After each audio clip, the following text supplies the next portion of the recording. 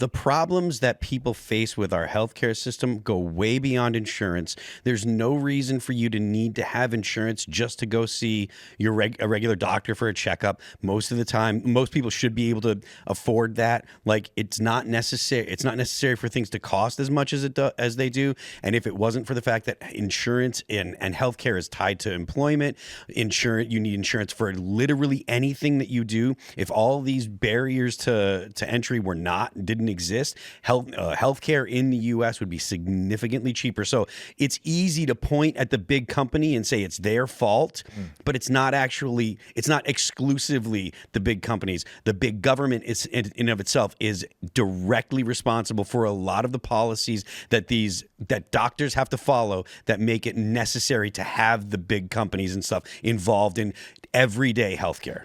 One of the problems I take with the far left is that they implement the government regulations that create the insurance companies' mechanisms. Absolutely. The insurance companies, of course, have revolving door lobbyists who want to get jobs in the government and then get jobs at these companies. But it is the angry left saying more government regulations, creating the system that they then complain about and then use to justify death. To that point, back in the 90s, IBM had 0 lobbyists, and they were proud of that. They talked about it all the time. We don't have anyone in D.C. because they did have the opinion that we don't need to go to the government until the government came after them and said, we're going to sue you as a monopoly. Right. And then they're like, well, what are we going to do? If we're a successful business, we're just doing business. We make computers. It's not like people don't have the option to go somewhere else, because IBM in the 90s isn't IBM today. Bill Gates was rich, but he wasn't as powerful and rich as he is today.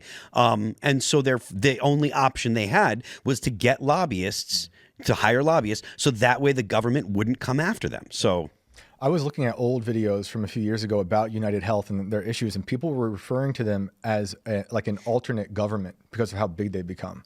I think that's really interesting. They have more money than JP Morgan. Like, it's a huge thing.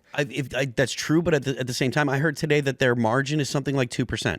So granted, the dude made, which is why they have AI cutting people so they can make money. You know, the guy that I guess that got killed made like $10 million a year, and it's an exorbitant amount of money. Yeah. But because of the margin they work on, again, 2%, like, that's spending a lot of money to make the money that big. And for CEOs of a company that big with that much of revenue, that's actually not $10 million is not that exorbitant, actually. Yeah. I mean, if you compare it to other companies of similar size. I mean, you're never going to tell a leftist that's broke. You're never going to tell them that, and they're going to say, they blame everybody else for their problems, Exactly. and this is completely unsurprising. I mean, Taylor Lorenz and her ilk are the same kind of people who basically wish death on people who didn't get vaccinated during COVID, and said that it's their fault that she's getting sick and she has to raw dog the air to this day. Embarrassing. It is embarrassing. You know, and it's funny that she's kind of getting the brunt of this story, but she is one of the most prominent individuals who has directly engaged in what I would call veiled terrorism. Yeah. I say veiled because she didn't literally say go do it, but we all kind of got the gist of what she was saying, right?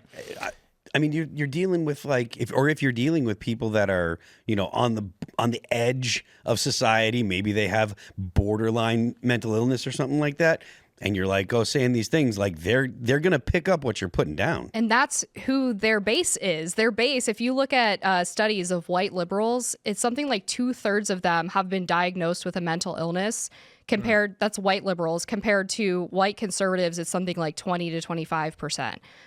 So they literally are speaking to a collective group of mentally ill people who would be more predisposed to engaging in this kind of behavior. Yep. And they're hopped up on SSRIs, all types of good stuff.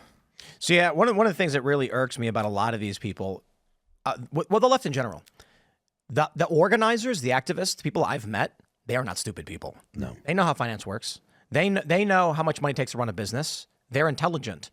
They're nihilistic. During Occupy Wall Street, they explained it outright to me. They understand everything that's going on. They just don't think anything matters. So why should they care about you or your life? This is like the Hillary Clinton mentality. I'm smart, you're dumb. I should just make you do things for me. And so it results in really stupid people not knowing how money works.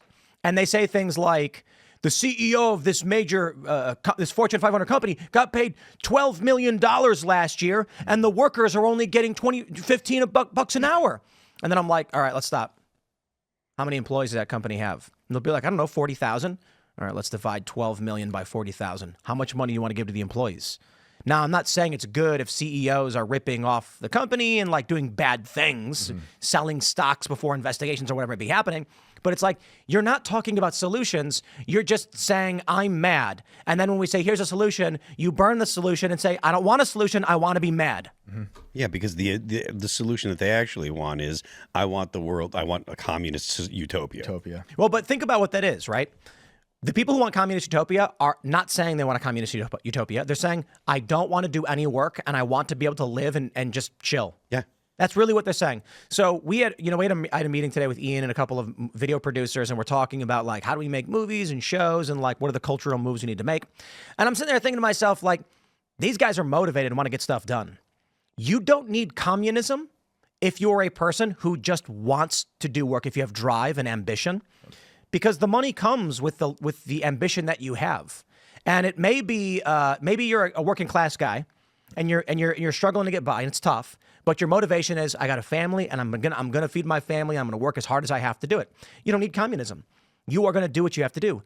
The communists are the people who are like, but I don't want to wake up. Yeah, I mean, like, not for nothing, but like I was doing exactly what I do here on Twitter for like 12 years, 13 years before I came and joined the crew here, doing exactly the same thing. And even if I wasn't here, every night of the week, I would still be doing this on Twitter because that's what I did before. It's just, this is recreation to me.